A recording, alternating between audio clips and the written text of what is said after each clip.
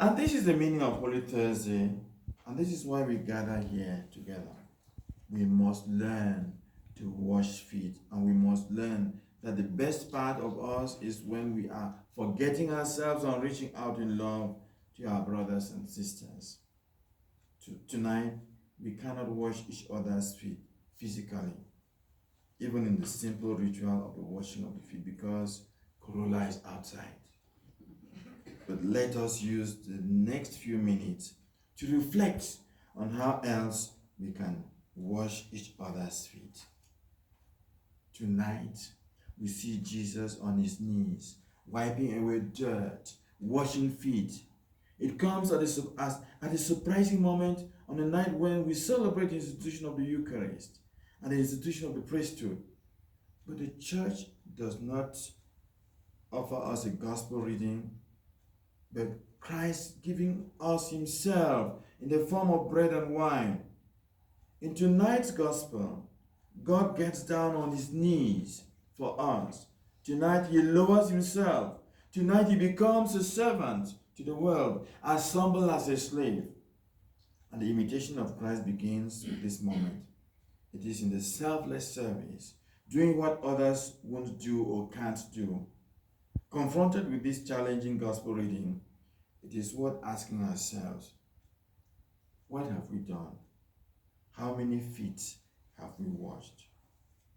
Jesus washed the feet of his disciples, not because they were too dirty or too lazy to handle their own hygiene.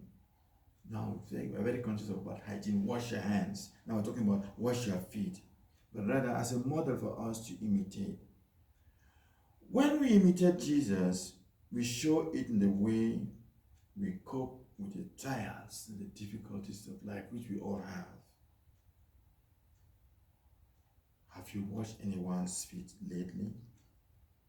To wash the feet of others is to love them even when they don't deserve your love.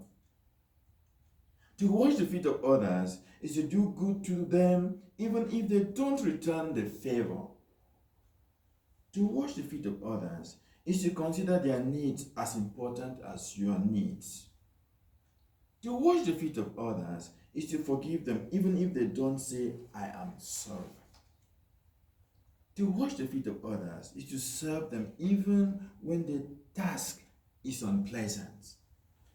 To wash the feet of others is to let them know you care when they feel low, downtrodden, and overburdened. And again, to wash the feet of others is to be generous with what you have. To wash the feet of others is to turn the other cheek instead of retaliating when you are treated unfairly. To wash the feet of others is to make adjustments in your plan so you can serve the others' needs. Finally, to wash the feet of others is to serve them with humility and not with any hope of reward. Just imagine Jesus kneeling in front of you now, lowering himself to the level of your feet and tenderly ministering to your needs. He is in fact doing this right now, today. And he will do it again and again as often as you need him to care about you. He's asking you to go and do likewise.